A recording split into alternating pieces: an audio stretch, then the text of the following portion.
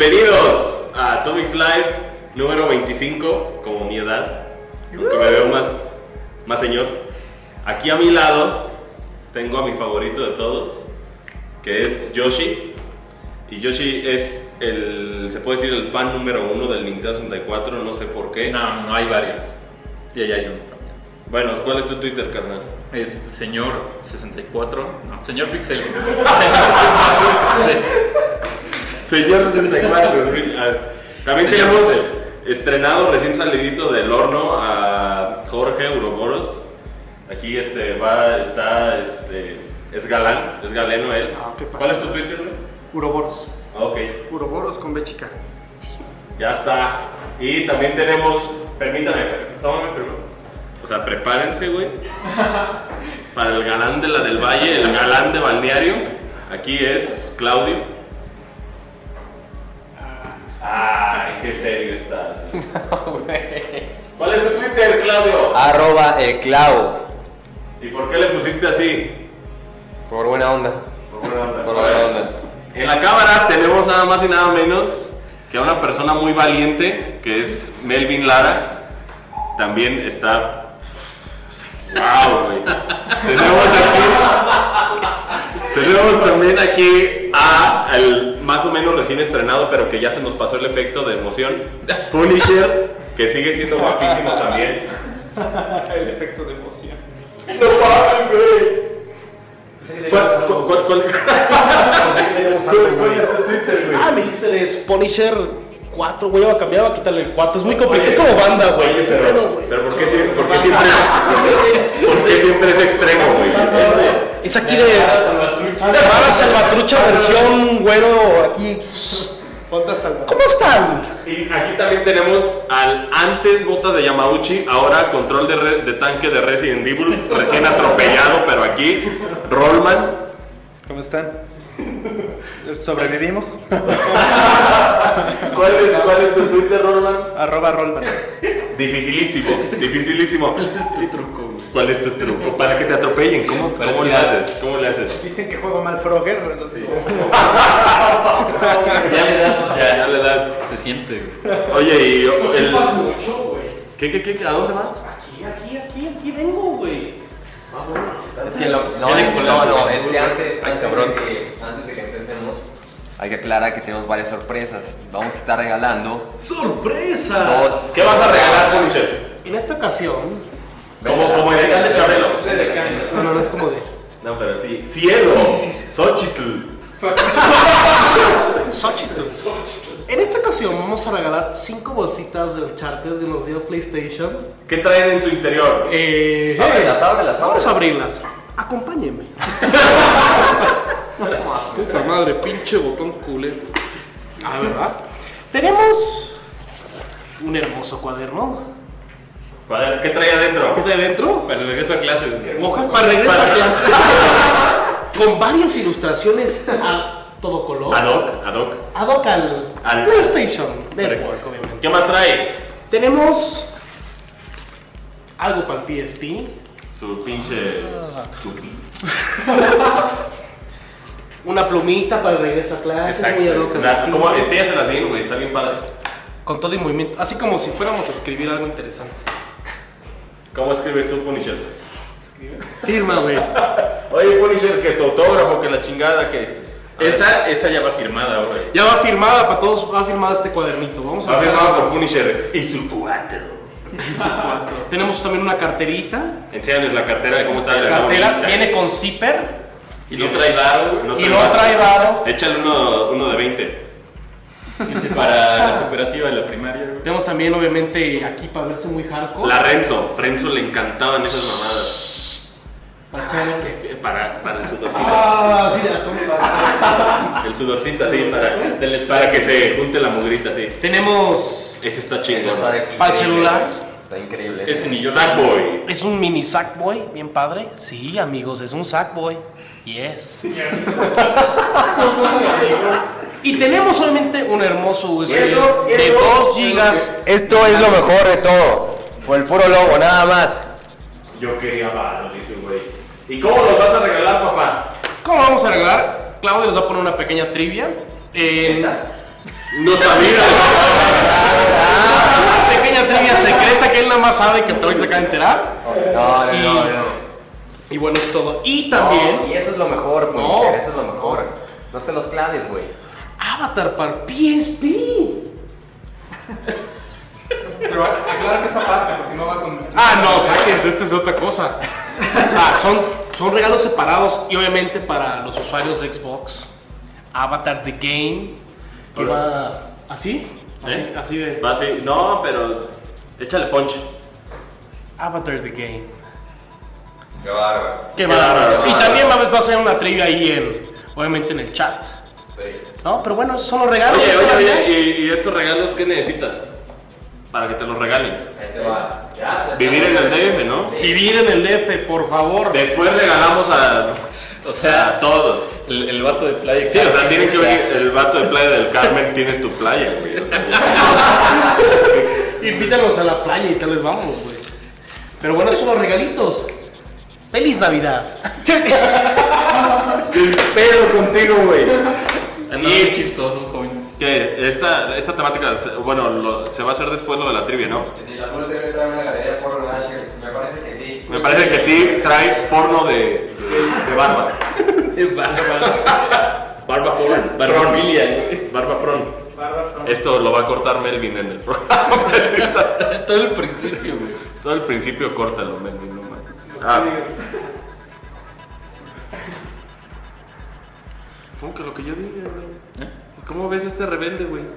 Ya sabes que está muy lavando. Bueno, y el programa de hoy es acerca de una consola de Nintendo que Vamos a hacer el intro de Nintendo 64. hazlo. No, gracias. No, ¿quieres No, hacerlo? no, Ay, por ¿qué? favor. No, lo vas a hacer tú, lo vamos a hacer No, todos, no. güey. Es una consola armada, güey. ¿Por quién, güey? Por mí, por mí, nosotros por dos. nosotros dos. Ah, ¿Sabías que esa consola solo vendió 5 millones de consolas en Japón, güey? te vale madre. Y yo tengo. Ah, no, en Japón. Y yo tengo una. Yo tengo los 4 millones, güey. Bueno, vamos a hablar del Nintendo 64 que nosotros conocíamos. Espera. ¿Qué? Falta, se me estaba olvidando algo importantísimo. ¿Qué? A lo largo de todo el programa voy a estar arrojando códigos para descargar el demo de God of War 3 en ¿En serio? A ver, mueve la cámara como si fuera algo increíble, güey. ¿No la vas a mover, güey? No, vas a ver, güey. Era sencillo, mueve la cámara como si fuera una fiesta. ¡Muévela! Muévela, güey. Ya me ofendí, güey. Adiós, güey. Qué bueno, Melvin. Mira, Melvin Rules. Ya se va a llevar. Gracias, mi rey. A ver, y pues ya que Claudio va a estar soltando ahí los códigos de God of War, tienen que ponerse buzos. Güey, ya Todo no- de que se van a ir y nadie los va a usar, güey. Nadie nos va a ver, todo el mundo Nadie, va a ver los códigos, nadie nos güey. ve los códigos y se van, güey. Bueno, pueden ver Atomic Live en el Play 3, ¿no? Sí. Entonces vamos a empezar con el tema de hoy, que es el Nintendo 64. Por ahí de septiembre del 96 salió esta fallida consola. Fallida A medias. en ventas, pero que según Rollman, Nintendo no perdió aquí nada de dinero, ¿sí, Rollman? No perdió dinero para nada. O sea, no podríamos decir que fue fallida en ventas, realmente. Digo, sí vendió menos de lo que vendió, por ejemplo, cualquier otra de Nintendo fuerte, no menos que el Super Nintendo, si podemos decir, por supuesto. Pero eso no quiere decir que hayan perdido nada. O sea, era una consola que era un proyecto muy ambicioso, que terminaron, digamos, reduciendo las especificaciones, como también pasó en el GameCube, como incluso también pasó en el Wii, reduciendo un poco las especificaciones finales antes de lanzar el producto.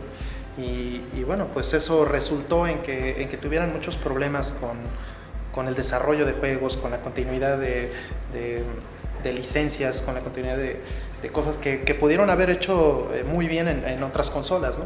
En el Super Nintendo tenían control perfecto de todo, en el Nintendo 64 programar era muy difícil. Entonces, Sí, sobre todo que Nintendo ponía limitantes a los desarrolladores, ¿no? O sea, de hecho por algo había leído que las texturas, si se fijan, el Nintendo 64 utiliza un filtro. Aquí ya no, o sea, esta es emulación de Wii, es el Wave Race de Virtual Console, pero en la versión de Nintendo 64, que es esta, utilizaban un blur por la baja calidad de las texturas, ¿no? Y que tenía se puede decir un filtro bilinear. Para los que son diseñadores o que usan Photoshop saben más o menos a qué me refiero. Y hacía que, o sea, no, el Nintendo 64 no estaba a 320 por 240, sino que no estaba a 640 por 480. Estaba a 320. Lo que pasó es que a la consola de diseño le hizo falta memoria. La consola solo tiene 4 megabytes de RAM y es un procesador de 64 bits. Las instrucciones de 64 bits por definición consumen el doble. Entonces, esos 4 megas no le servían para nada. Realmente se pudo explotar un poco más la consola cuando salió el expansion pack, que solamente algunos juegos lo utilizaron bien. Pero es cierto, para poder mantener... De hecho, bueno, no me quiero saltar un poco, pero el expansion pack salió más que nada para el accesorio de abajo, ¿no? ¿Cómo? O sea, no, bueno, esta aumentada de 4 a 8 y, o sea, este accesorio, esto que el otro día estábamos platicando aquí, Rollman y yo, tenía, en Japón sí lo utilizaron para el Disk Drive, pero hay muy poquitos juegos, ¿no?, que lo utilizan. Hay una cosa que vale la pena apuntar de una vez. El Nintendo 64 es una consola, la última consola de cartuchos, la última consola casera de cartuchos de Nintendo, donde utilizaron su plataforma oficial, digamos, lo que venían haciendo desde el Super Nintendo, el NES también, ¿no? Básicamente los cartuchos son una extensión del motherboard. Todos los cartuchos que tienen los conectores así van conectados directamente al procesador de la consola, que no es lo mismo que sucede, por ejemplo, con el 10 el día de hoy, o que sucede con otras consolas. La consola, digamos, estaba pensada en expandirse, ¿no?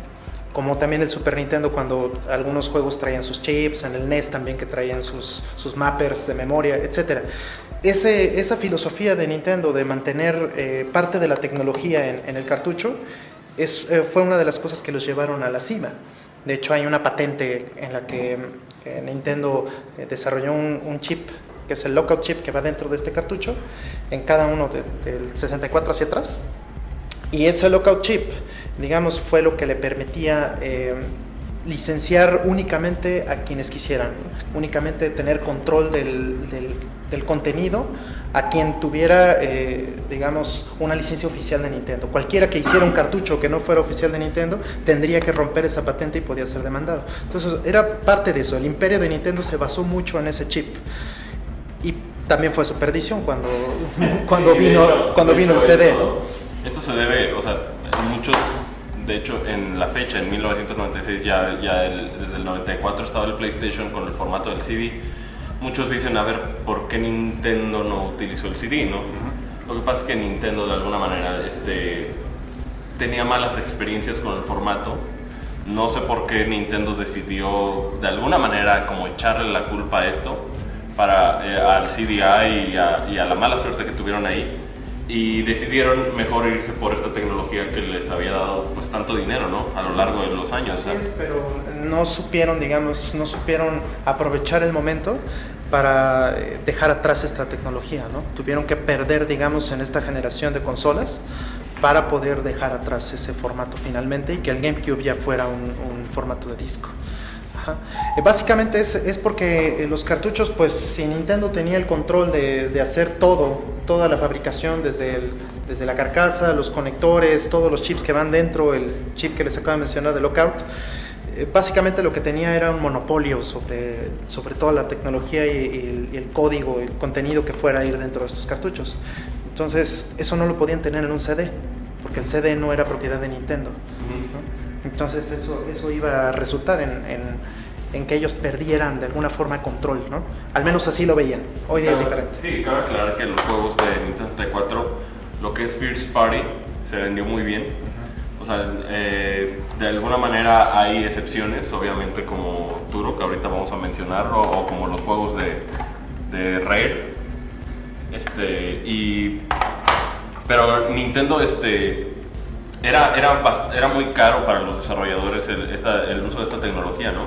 De hecho, bueno, eso todo que acabas de decir, creo que no lo sabíamos en ese tiempo, y lo que sabemos realmente era que Nintendo nos decía prácticamente, no tiene loading, güey. Ajá. Se puede expandir el cartucho. Luego te presumían la niebla, güey, como si fuera una buena cosa, güey. Todo eso, pues no lo sabías. Sí, no, te presumían la niebla aquí de Turok como si fuera, como no, es un efectazo, no mames, o sea, puta, el efectazo. Y de hecho, antes de que saliera la consola, o sea, no, o sea, primero la conocimos obviamente como Project Reality, después ya la conocimos como lo que dice aquí, igual que le hagas un Melvin está cabrón, pero dice NUS 006, o sea, que es el cartucho, ¿no? Ajá. NUS es por Nintendo Ultra 64, que era el nombre con el que se le conocía a la consola antes de que fuera el Nintendo 64. Y de hecho hay dos maquinitas, iba a decir, dos Arcadias que llevan el logo de... Bueno, según yo está Killer Instinct. Ajá. Y está Cruising USA, ¿no? Y un simulador de Pilot. ¿Neta? Un simulador y en de ese Pilot. tiempo se supone que sí traía el hardware, ¿no? Pero era, como tú dices, de que al final le quitan algunas cosas. Claro, es que nunca va a ser lo mismo el hardware de una Arcadia que el de una consola casera.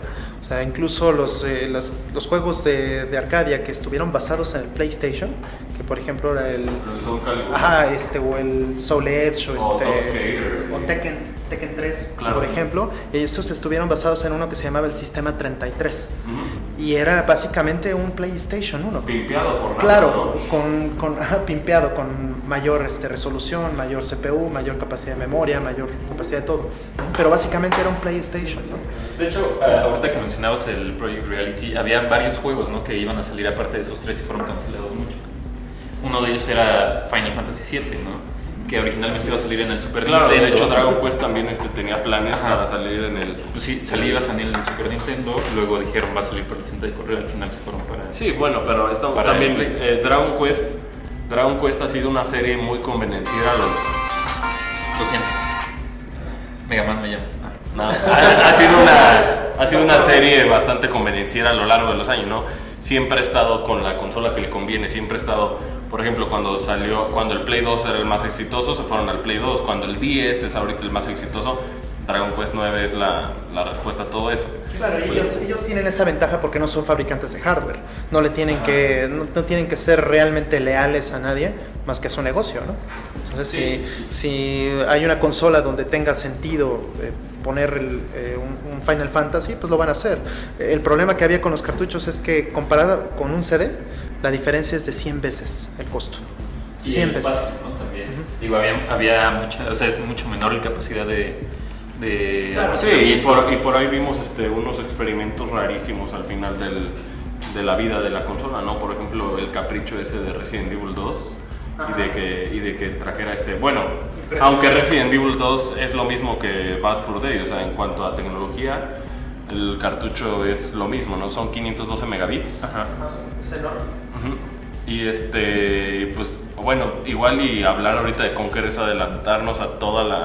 Ya es el final. Ya es el final de la consola. Vamos empezando con este que está aquí en la pantalla.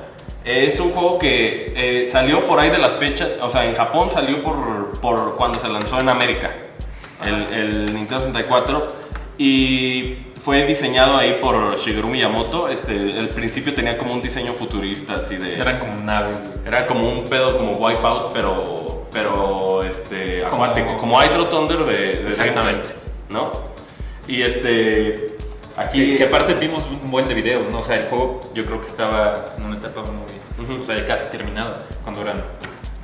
Aquí Shigeru Miyamoto creo que se puso el nombre así como de director, productor y todo eso, pero el que estaba detrás de todo era güey, no me acuerdo cómo se llama, pero es el director de Wii Sports, es el director de Wii Sports Resort también. Y qué bonito juego, sí, a mí también me encanta Wii Sports. Sí, igual el mismo tipo de eso. Sí.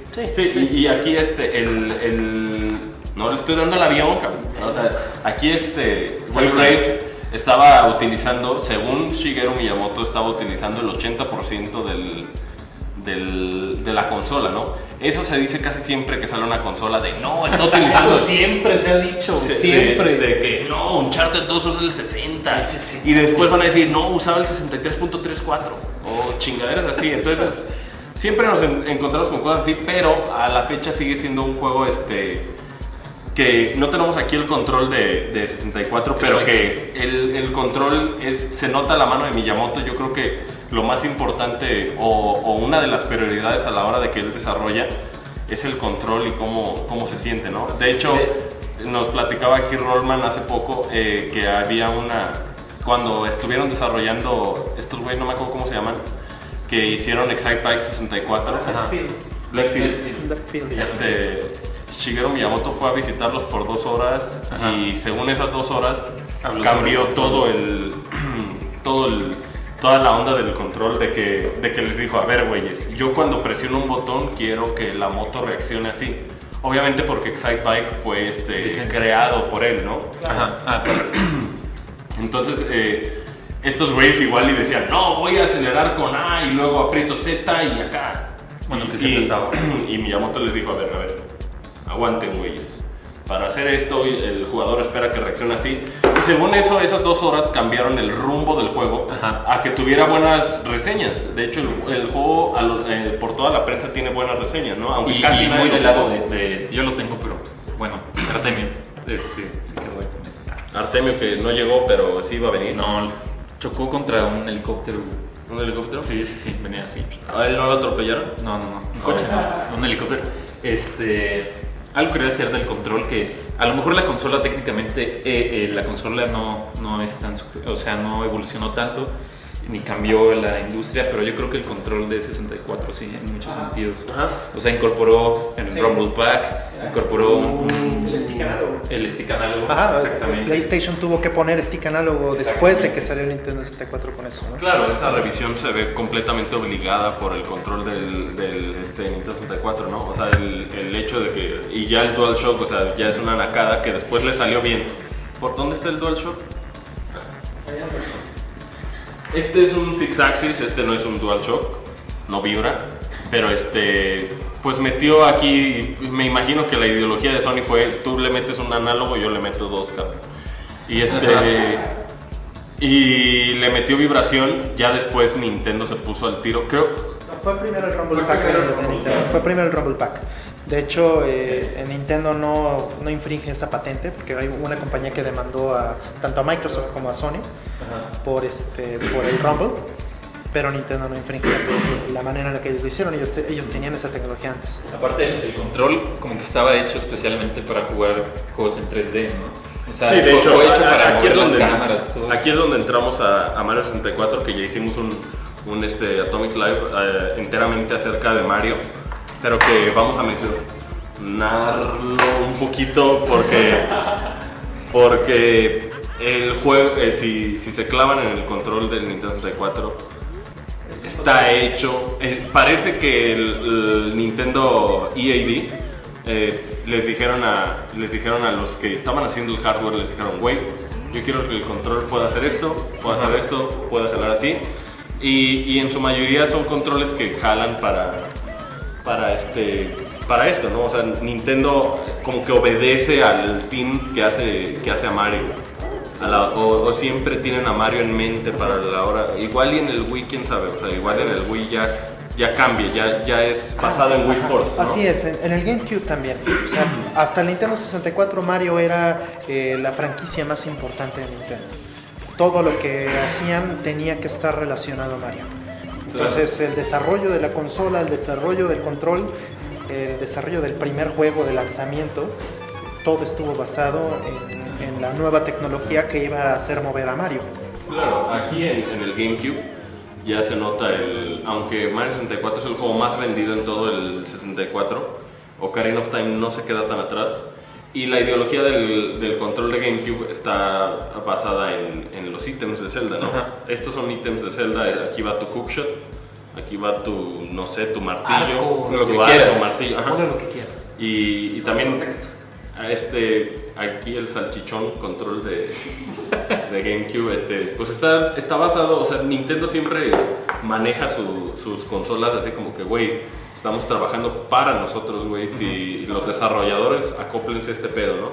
En estas épocas el Nintendo 64, o sea, Nintendo 64, Virtual Boy, Nintendo estaba pasando por una etapa muy dura, muy difícil, donde ellos antes que nadie estaban acoplándose al mercado americano, ¿no? O sea, ellos lo que querían era, pues, y se nota, ¿no? El Nintendo 64 vendió 35 millones de consolas en el mundo o algo así, Ajá. de las cuales el 80% son americanas. Entonces eso explica por qué vimos pinches colores de pinche, ¿cómo se llama? El Nintendo 64 rojo transparente, verde amarillo, que tengo por este juego. verde, amarillo, Azul Pikachu. Otra cosa del control que estaba como muy extraña para esa época, yo me acuerdo muchísimo, era que podías agarrarlo como de 3 maneras diferentes, ¿no? Y que eso incluso a la gente como lo confundía. Yo me acuerdo cuando trabajaba en una tienda de Nintendo que estaba en Insurgentes, llegó un señor y me dijo, este control es para que jueguen 3 personas al mismo tiempo. Y sí, dije, porque no, dice, pues es que yo pensé así me salía más barato. Bueno, pero de hecho, eso sí, estaba de muy hecho, bueno. hay juegos donde se puede jugar varias personas había al mismo unos. tiempo con el mismo control. Creo que en el Tamagotchi se puede hacer eso, por ejemplo. En el juego Tamagotchi, un puzzle que fue de hecho, porque salió Mario Party. Y esa ideología también la utilizaron en el Game Boy Advance. Mario. Si ustedes se acuerdan, WarioWare tenía minijuegos que eran para 2 personas. O sea, tenía uno donde unos palitos empujaban unos... Y lo utilizaban en el mismo Game Boy Advance, jugaban 2 personas. O sea, era una ideología que ahí... Yo creo que Nintendo quería experimentar mucho, ¿no? Ahorita que estabas haciendo así, ¿te acuerdas, no? Que el control análogo del 64 pues era muy delgadito. Ajá. Y había juegos donde tenías que moverlo así. O sea, Mario Party era uno de los que hacías cabal una polla horrible. Así es. Nintendo tuvo que regalar guantes, ¿sí? Para evitar demanda. Qué bueno, yo nunca tuve uno y él tampoco. Los fanboys saben. O sea, que cualquier persona que llegaba a su escuela, primaria, secundaria, llegaban con un hoyo, sabían que había estado en Mario Party. Toda la noche, todo el fin de semana. Y luego el control quedaba como acá, así. No manches. O sea, yo creo que hasta mi papá había pensado que yo... ¿Cómo es? Así el control. O sea, mi papá había pensado que yo estaba, no sé, sufriendo estigmas. Que tenía hoyos en las manos. Porque, Estigma Mario o sea, Party. tú sabías que una mano decías, puta, decías un hoyo y decías, ay madre, tengo que pasar. Y con la otra mano, todo para agarrarte una pinche estrella. Las ampollotas terribles. A mí nunca me gustó Mario Party. Ahí es cuando Mario sabes que Party no tenías 16. amigos, güey, con quien jugar. Mario Party es de 4. Sí, yo creo que esa fue la edad donde me dejaron mis cuates. no, sí, donde dejaron de jugar, güey. O sea, todo el mundo tenía de Super Nintendo.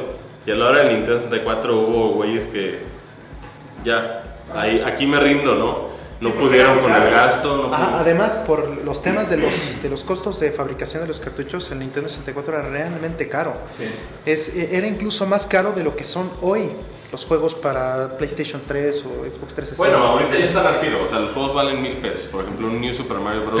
Pero es más por la onda de la devaluación. Esta madre costaba $1,000, güey, en el 98. Claro, $1,000. Claro, pero por ejemplo, costaba $70, ¿no? O sea, También ajá, $69. sí, $70 cuando los juegos hoy, en promedio, los juegos de HD son de $60, ¿no? Claro. Y por ejemplo, el PlayStation, que era su competencia, que lo aplastó rotundamente. Sí, aquí dice Cholman hizo esto porque obviamente el PlayStation vendió mucho más consolas, pero quién sabe cuánto recuperó, ¿no? El dinero no le fue nada mal a Nintendo. O sea, por lo mismo que tenía todo el control, sí ganó, obviamente, en toda la vida de la consola. Ganó mucho dinero. Pero, ¿a qué costo, no? Sí, o sea, lo que hizo fue perder mercado. Y de hecho, la gente perdió muchísimo mercado, pero, o sea, nosotros ya sabemos el final de la historia, ¿no? Ajá. Sabemos que el Wii vende más que todo junto, güey, o sea, todos sus rivales juntos, pero, mucha gente en esas épocas veían como la caída de Nintendo, ¿no? Uh-huh. O sea, el hecho de que el Virtual Boy solo tuviera 16 títulos. Fue como poner a prueba a los fanboys de Nintendo, güey.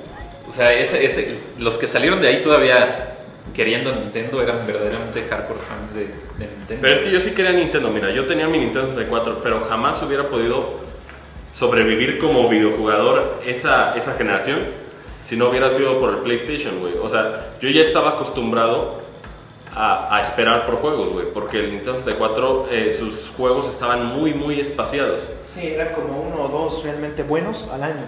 Muy poquitos buenos, entonces, realmente buenos, ¿no? Por eso muchas veces te volvías experto, güey, en esos 2 juegos que tenías al año bueno. Claro, ¿cuántas veces acabaste Ocarina of Time, Punisher? La primera vez me tardé 8 meses en el primero, 8, y la segunda 2 semanas, y cada vez más experto, y ahorita ya es como... ya tengo todas las piedritas. Sí, yo me tengo la acuerdo, espada. yo tenía un compa que decía que pasaba Ocarina of Time a la brava sin apagarlo, güey. O sea, ya era pasarlo sin esculturas, sin nada, ¿no? Y era una época donde todavía, o sea, por ejemplo, ¿quién no se sabe Super Mario Bros. 3 de memoria, güey? Pero en estos fueron los últimos que sí te aprendías de memoria, o sea, eso ya no pasa ahorita ya... no que salga un juego excelente al mes, pero sí salen varios juegos que te interesan siquiera al mes, ¿no? Sí, yo creo que muchos juegos buenos no salieron en el 64, como dice Rollman, porque eran muy caras la producción de los juegos y muchos estudios independientes, que el PlayStation está lleno de juegos como de estudios muy pequeños que fueron muy buenos, no podían sacarlos en el 64, porque necesitabas la computadora esta, ¿cómo se llama? La de Silicon Graphics. Necesitabas un workstation de Silicon Graphics, una o dos por lo menos, ¿sí? Una Indigo. Sí, necesitabas un workstation de verdad caro. Costaban esas máquinas en ese entonces $10,000, $20,000, $30,000, solamente la pura máquina, sin tomar en cuenta el development kit, sin tomar en cuenta lo que costaba el desarrollo, ¿no? Además, ¿cuántos programadores en ese entonces sabían hacer programación de vectores?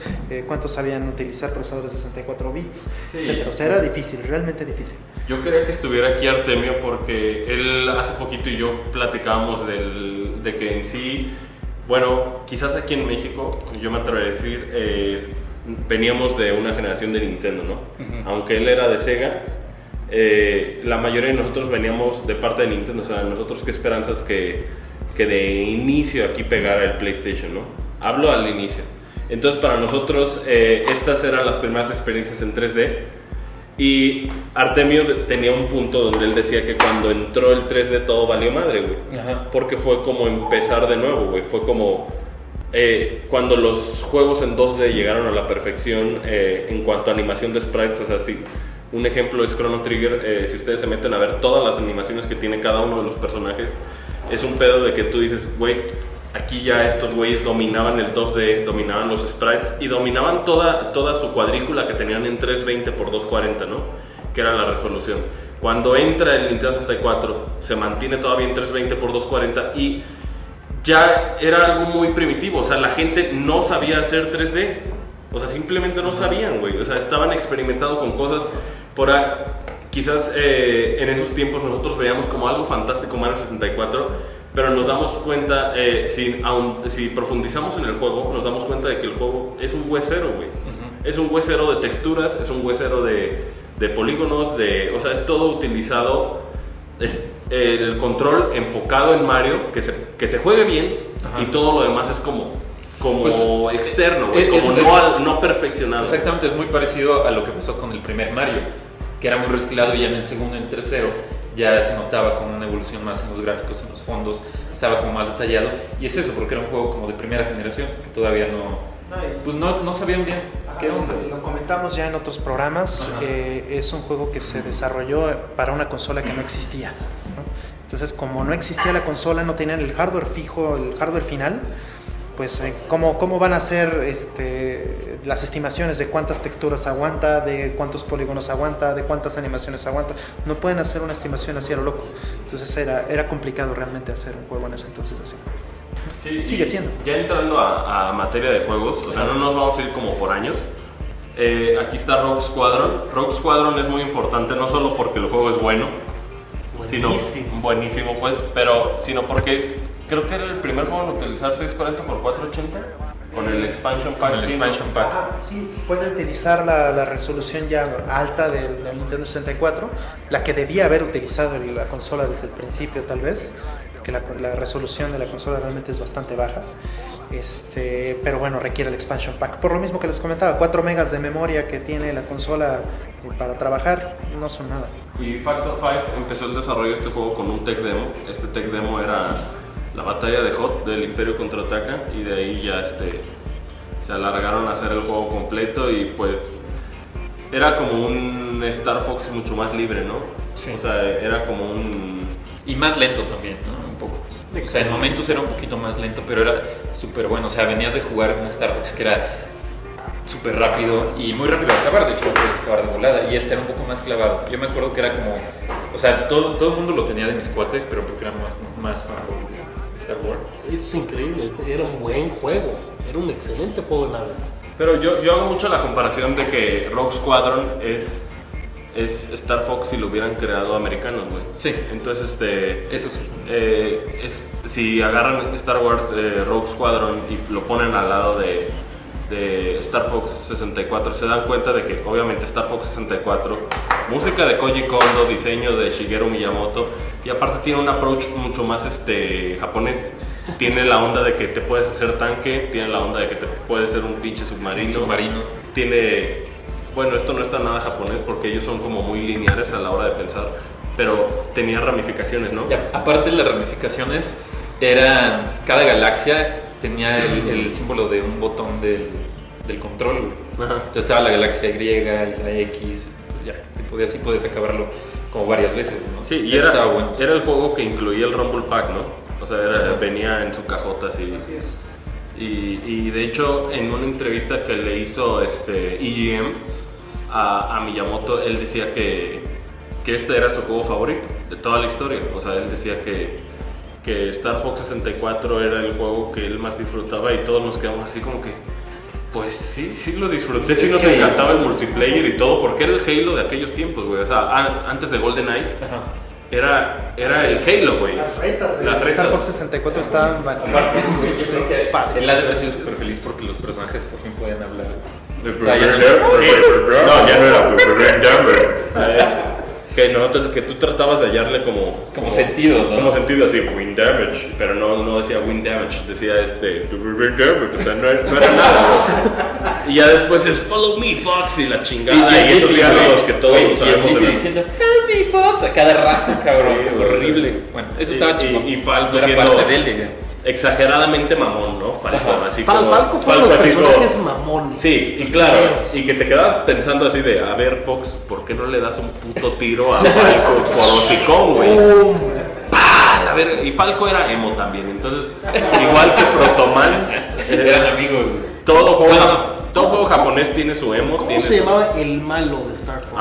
Andros. Güey. Qué buen final, ¿no? Como pelas con él. Y sale tu papá, güey. ¡Oh! Sale tu papá y tú te quedas, papá, ¿por qué me ocultaste que estás vivo todo y nunca explican? Pero bueno. Sí, entra en el Pero universo pues de es Star igual Wars. que en la vida Entra real. el Star Warsesco, obviamente, resumiendo el diseño japonés, se basa en que ellos quieren copiar lo occidental y superarlo, ¿no? O sea, Snatcher es Blade Runner, y hay muchísimo, Metal Gear es Escape from New York, con varias cosillas ahí, y pues el ejemplo entra perfectamente, ¿no? Aquí es el Rogue Squadron. Aunque Star Fox también tenía sus escenas de que podías ir a donde tú quisieras, ya podías ir a donde tú quisieras a cada momento, cada escena. Y de hecho, Star Fox 64 tiene una su turbo imitación el Día de la Independencia, ¿no? Que está así Sí, es cierto. es súper chaquetísimo, pero les estaría mintiendo si no les dijera que a mí en su momento Star Fox 64 era puta otro pedo, así que trajera voces, que todo estaba súper cabrón, ¿no? Y diferentes jefes, ¿no? Porque también dependiendo a quién salvabas en los mundos, ibas al jefe, güey. Es que las gráficas, lejos de que la resolución estaba muy baja, las gráficas se veían estables. Porque comparando con el PlayStation, todas las gráficas todo el tiempo temblaban, ¿no? O sea, realmente el GPU era bastante inexacto, todo era por enteros, entonces todo temblaba, todo vibraba. Y ¿no? si quieren ver una prueba donde sea un juego en 3D, acérquense a una pared y al caminar, o sea, péguense a la pared y la pared empieza a morfear, a mutarse, ¿no? No hay consistencia pues en ese pedo. Y en el 64 sí, pero también estamos hablando de que el 64 usaba unas pinches texturas de pacotilla, güey. Y tenía el filtro bilineal, y el PlayStation tenía un filtro, no tenía ningún filtro, era, si ustedes le aprietan Control K en Photoshop y al resizear hacen que le pongan Nearest Neighbor, es la única manera de resizear píxeles. Exacto. Y eso era lo que hacía el PlayStation, no tenía ningún filtro de ni madres. Sí, pasa lo siguiente, el Nintendo 64 tiene un problema de diseño. El caché de texturas era minúsculo, era muy pequeño, 4 kilobytes. Entonces, si uno no quería perder performance en el momento de mostrar texturas, las texturas tenían que ser de muy baja resolución. eso era un problema de diseño. No es porque la consola o el procesador o lo que fuera no pudieran tener esa galleta, sino estaban limitadas por ese cachito. Básicamente la memoria, yo creo, fue el error más grande en el momento de diseñar esta consola. Porque la memoria era muy cara. Yo creo que la tecnología que usa esta consola, que es Rambus, esa tecnología era lo más caro en el momento.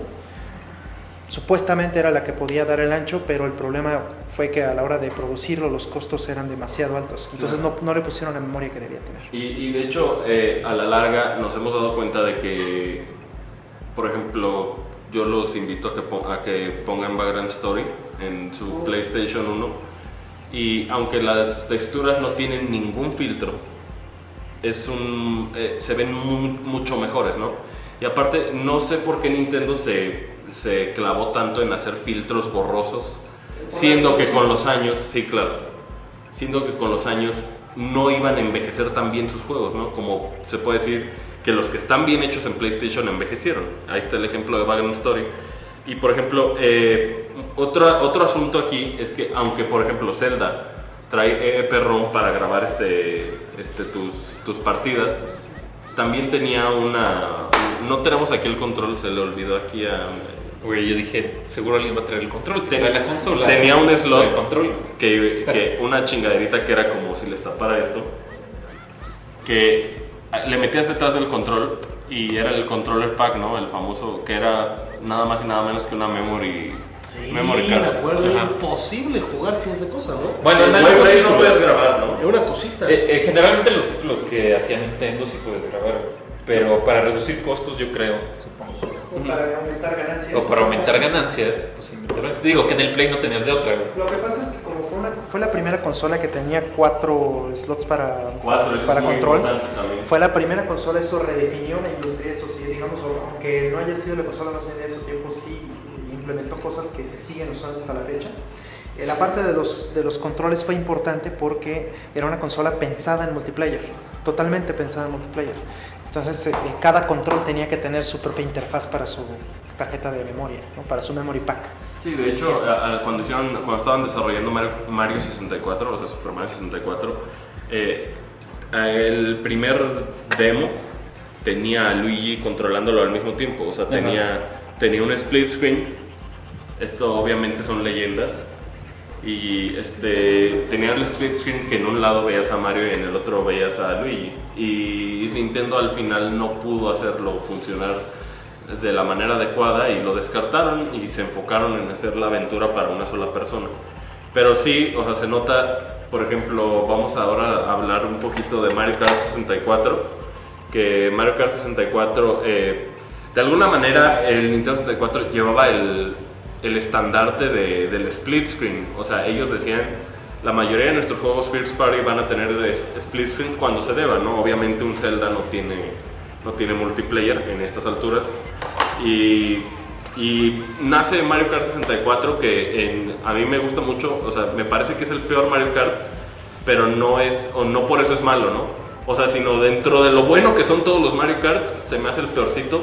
Habrá muchos que me digan que no, como aquí, que les di un chingo de horas de diversión, y que ningún battle ha sido mejor, ¿no?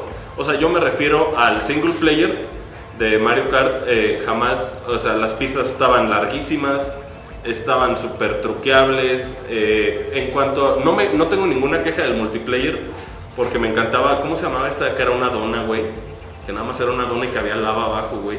La de Wario. No, era una de los globos, ¿no? Sí, con globos, todas.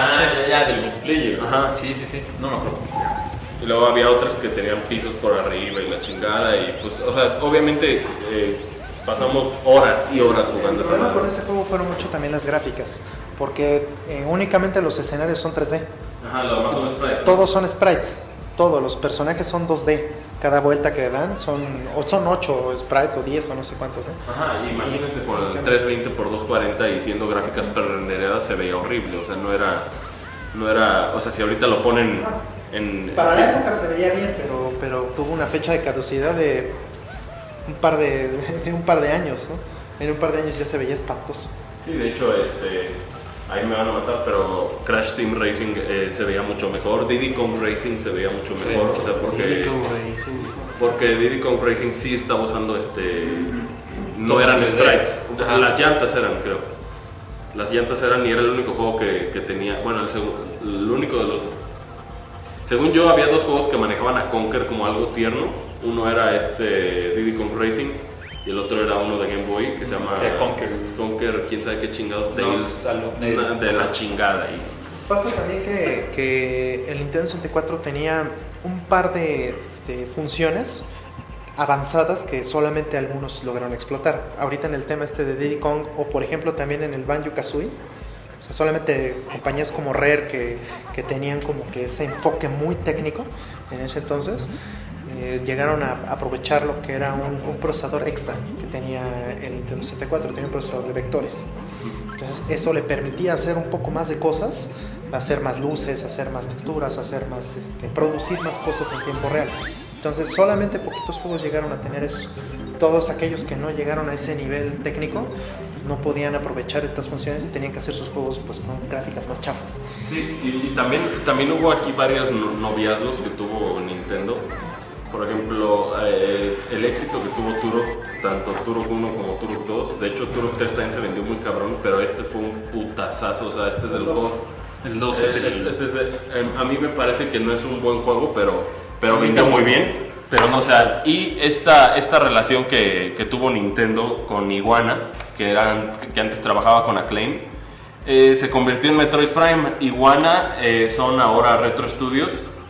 Ellos hicieron tanto Metroid Prime 1, Prime 2, bueno... Más bien el que era el líder, ¿no? De Iguana, el fundador, ¿cómo se llama? Jeff Spangenberg, ¿no? Se fue a Austin, me parece, y ahí fundó Retro Studios. O sea, no es la misma gente realmente, hay poca gente que estuvo en Iguana que está ahora en Retro. Sin embargo, el enfoque es el mismo básicamente que el que tenía la gente en Iguana, ¿no? Porque el líder es exactamente el mismo. Sí, y cabe aclarar que Nintendo 64 no tuvo Metroid por ningún lado, o sea, lo tuvo en Super Smash Bros., tuvo a Samus. Y mucha gente se quedó con ganas. Claro. Sí, porque tampoco en Game Boy había en ese tiempo. O sea, hubo un momento en que muchos pensamos que la saga ya se había acabado. Claro, igual y deseábamos Metroid 64. Igual es porque no jugaron el Return of Samus, que está bueno, ¿no? O sea, es un buen juego, pero Shigeru Miyamoto dijo en una entrevista que cuando estaban trabajando en Nintendo 64 nunca llegaron a ideas concretas de qué querían hacer con Metroid. Entonces ahí yo creo que fue la primera vez en que vimos que Nintendo empezó a hacer outsourcing, ¿no? O sea, con outsourcing me refiero a que le empezó a dar sus franquicias más cabronas a otras personas. Y yo creo que vieron como que la mejor para experimentar era... ¿Qué? Nada. Retro Studios. ¿Qué? Te escucho. No interrumpas, no, te volteé a ver lleno de Sabiduría. sabiduría. Bueno, entonces contrató a Retro Studios. Y Retro Studios, aunque todavía estaba el Nintendo 64, ellos yo creo que ya estaban trabajando en lo que iba a ser Metroid Prime, ¿no? Ajá. Que yo creo que al principio Metroid Prime no sacó de mucho, o sea, como de onda a todos. Bueno, a mí en especial, yo en verdad deseaba un Metroid en 2D. Y de repente me dijeron, no, es 3D y shooter, y acá, y dije, no va a estar bueno. Y después me callaron la boca, pero... Sí, o sea, acabó... Ahora que lo mencionas, me parece que Turok 2 fue el primer juego que tenía una resolución mayor. Ahora que lo pienso. Sí, creo que tenía una resolución mayor antes que Rogue Squadron. No, y se notaba. Yo me acuerdo en aquel tiempo notar la diferencia entre con expansion pack y sin expansion pack, ¿no? Este no usa expansion pack, sí. Sí. ¿El 2 o el 3? El 2. Desde el 2 utiliza expansion pack, según yo. Era, porque ese me lo prestaba un amigo y yo me acuerdo que fue exactamente ahí el Switch cuando pude jugarlo con... Y era de los pocos... de los pocos juegos. Para mi edad. Sí, de 64. Perfect Dark, güey. Bueno, para la consola, güey. O sea, hay un chingo. Resident Evil, Bad Fur Day, Resident Evil. Pero era más al final, ¿no? O sea, al principio no, estamos hablando de o sea, que... al principio no veían mercado tampoco en Claro, y no contaba con soporte de casi nadie. O sea, Konami publicó 16 juegos para la consola, güey. O sea, 16 juegos eran prácticamente nada de los más de 50 que publicó en PlayStation. Entonces ahí fue cuando se crearon algunas riñas, sobre todo con Square. Square y Nintendo dejaron de trabajar varios años, gracias a que Nintendo le dijo: no, papacito, te fuiste o sea, le pasaste Final Fantasy, y ahí estaba de presidente Yamauchi, ¿no? Y tuvo ahí un conflicto con Square y le cerró las puertas por varios años. Square quería trabajar para Nintendo ya después, ya que salió el Game Boy Advance. Bueno, también Square hizo también muchas cosas para que esa relación se fuera degradando, porque no sé si viste alguna vez que sacaron un anuncio en una revista. Como tal, en el anuncio en la revista estaba así la plana y decía: gracias Sony o gracias PlayStation, algo así, porque Final Fantasy no hubiera podido funcionar en el Nintendo 64, ¿no? No sé si llegaste a ver ese anuncio, fue muy sonado, ¿no? Pero qué raro, ¿no?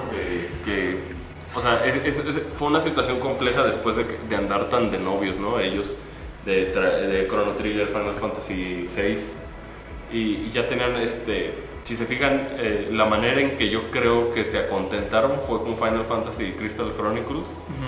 Ahí fue cuando regresó, de hecho. Ahí fue cuando regresó. Bueno, los Advance, creo. En Advance sacó el Final Fantasy 1 y 2, el 4, el Tactics creo que fue el primero. Tactics me parece que fue el primero. El Tactics Advance, ajá, y ya después pues ya sabemos cómo está ahorita Final Fantasy por todos lados, y va a salir Crystal Bears, o sea que Square y Nintendo se volvieron a ser novios. ¿Cuántos RPGs no hay de Square para el 10? También se tuvo que retirar Yamauchi para que sucediera, ¿no? Y hubo muchos cambios de gente directiva, tanto de Square como de Nintendo, y bueno, ahí la relación pues ya se renovó con otras personas. Sí. Y luego salió Turok 3. Pero Turok 3 ya ni quien lo jugó, ¿no? Bueno, ya lo jugué porque esos 3 son míos. Y el nuevo Turok sale en el espacio, ¿no? Sí, no, aparte el Turok 3 también. El Turok 3, algo que como que impresionó mucho, bueno, a mí, era que los personajes podían mover la boca, güey. Y bueno, pues Turok 3 era de los últimos juegos. No, Turok 3 no salió tan tarde, güey. Bueno, pero tenía cosas importantes, güey. Tenía un multiplayer más complejo, los niveles no eran No, y tan sacaron grandes, su mamada esa de Turok Rage Wars, ¿no? que era dedicado exclusivamente a multiplayer. Sí es cierto, que era un multiplayer que nada más el puro cartucho era de escenarios Era de dedicado multiplayer, a ¿no? porque habían sentido como que necesitaban, como GoldenEye había vendido muchísimo, ellos también buscaban, o sea, por el lado multiplayer. Oye, hablen de GoldenEye, cabrón. Y pues GoldenEye. A ver, tú habla de GoldenEye. No. O sea, GoldenEye yo considero que es como el mejor juego que ha salido de una película. O sea, si los comparas GoldenEye, bueno, quién sabe si la campaña era muy buena. Con Avatar. Con los cabezones. Güey, ¿nunca pusiste el cheat de los cabezones? Sí, de las balas de pintura. Güey, los chips de cabezones eran famosos de Midway, la gente más naca del mundo, güey. Pero Ahí se van, güey. Acclaim y Midway Aparte eran cuates, ¿no? Eran Sí. como de barrio. Entonces. eran como el de la tiendita y el otro. Ajá. El de la Que tlapalería. eso de los cheats de GoldenEye era perrísimo sacar todos, güey. Todo, y no había así como, truco para sacar todos. No, los yo me cheats. acuerdo que tuve que comprar una cosa que creo que era de Game Shark. Y entonces la conectaba yo a mi Nintendo 64 y bajaba de todos los cheats allá para que yo pudiera jugar con, por ejemplo, Roger Moore contra Joss. O sea, y de paro en el templo ¿te acuerdas? De un egipcio. Sí. O sea, y ese cuando yo dije, ¡órale! Con la GoldenEye. Y luego, no, ese juego fue como que creo que le dio a clases a todos los que hoy hacen juegos de Y aparte tenía un control muy bueno para hacer para 64, ¿no? Porque este control era un poco más complicado. Pero el control según yo, el control de Turok era el primero de dividir la... el primero de tener dos anales, bueno, el port. Es que más que nada el es port eso, perfecto, por ejemplo, Duke Nukem fue el primero en computadora de tener O sea, lo de que pudieras, Ajá. Después sacaron una actualización para Doom. Ajá. Después sacaron la actualización para Doom, pero antes Turok lo hizo con las pinches botones de C, ¿no? Que eran de los hecho la cámara. es un poco lo que hacen actualmente los ports de PC, ¿no? De juegos de PC, que también cuando los portean para consola, te dividen la cámara y el movimiento en los dos sticks, ¿no? Y es un poco lo que se hacía también en el 64 en Turok. Y en GoldenEye, a diferencia, todo lo hacías con un solo con el pad, ¿no? Bueno, no con el pad, con el joystick, básicamente. Pero que, según yo era lo mismo el mismo control el que tenía Turok y GoldenEye, güey. En la cámara, ¿no? En primero tenía también un como target, Ujú. ¿cómo se llama? Bueno, que tenía... Pero ya te ayudaba, ¿no? Bueno, Sí, según yo, es una- ya te asistían con Tenían la... un auto, ¿eh? Ajá, digamos, apuntar, te asistía el juego a la hora de apuntar, un poco. Que todavía hasta la fecha, pues todos los juegos de first person shooter lo hacen. Te Sí, ayudan o un sea, poquito. Que aparte, Todos. como dices, en el GoldenEye era una franquicia que una vez mencionaste, ya era... pues ya la película ya había salido hace tiempo, ¿no? Sí, de hecho, no sé, de hecho estuvo rarísimo eso, ¿no? Salió 2 años después de la película. Y... ¿Qué? Pues GoldenEye debió haber salido en el 96, cuando mucho, principios, ¿no? O sea, un juego de la película debió haber salido así. Pero yo no sé de qué No, y de fue qué juego se del les año del ocurrió. 97. Yo creo que también compró la licencia y tenían bronca ahí de quién iba a desarrollarla y qué iban a hacer con esa licencia cuando Y por hicieron el mucho, juego. Por mucho fue el juego del año, ¿eh? Sí, Realmente. sí, sí, Muy sí. bueno. La música, todo. Y bueno, ya después vino Perfect Dark. Pero estamos de acuerdo de que GoldenEye es un producto que no le debe nada de su éxito, bueno, A la película de a la película de James Bond.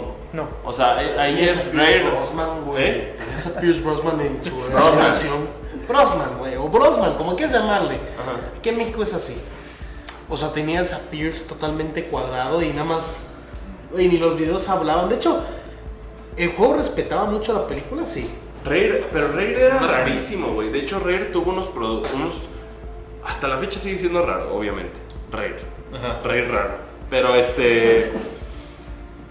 traía ahí unas ondas de que iban a sacar un juego que se llama Dinosaur Planet, ¿no? Ajá. Y Dinosaur Planet iba a ser, o sea, cuando Nintendo sacó Mario 64, ellos sacaron Banjo-Kazooie. Era como una rivalidad amistosa que ahí tenían ellos. Y el Zelda de ellos se llamaba Dinosaur Planet. Y este juego fue cancelado para el 64, que después lo vimos en El cubo. en el GameCube, que se llama Star Fox Adventures Dinosaur Planet. Que todo mundo necesita tu ayuda, todo el mundo son unos putos inútiles, porque todo el mundo te está Como en pidiendo World of paro. Warcraft. Como en World of Warcraft. Mira, te está tan preocupado que ni notó. No, ni Güey, es que no mames. Y también, bueno, yo quiero hablar así rápido de un juego que a mí me encanta, que yo creo que también es un first person shooter en esencia, que es Pokémon Snap. Para mí es el juego del El 64. juego del año. O sea, Es el mejor que ha salido de Pokémon mínimo para mí. Sí, güey, claro, En consolas. claro. Digo, estaba Pokémon Stadium, pero Pokémon Snap tenía una esencia enorme. sí, güey, enorme. único, güey. Único, ¿verdad? Sí, o sea, es un first person shooter donde tomas fotos Y avientas manzanas. y avientas O manzanas. sea, ¿qué más querías? Y la versión de Wii viene updateada a que las fotos se las puedes pasar a tus amigos. Y aparte, era el primer juego que utilizaba una máquina de Nintendo. Aquí yo le pegué una calca hace mucho. El juego, podías tú sacar calcas que grababa 4 imágenes Ajá. y podías imprimirlas en Blockbuster de Estados Unidos o en varios. El golazo, ¿eh? ¿Qué tal? ¿Qué tal? Eso lo pagaron ellos. No, no es cierto, no pagaron ni más. Cabrones, no. Y pues Pokémon Snap es un juego excelente. Ahorita vamos a seguir hablando del Nintendo 64 en el Atomic Live After, pero con la transmisión de Atomic Live 25 hasta aquí seguimos. Yoshi, Dime. muchísimas gracias por estar aquí. Nada, Tú que eres amante muchísimas nada. del Nintendo 64 y que eres la única persona a la que le gusta. Ah, no.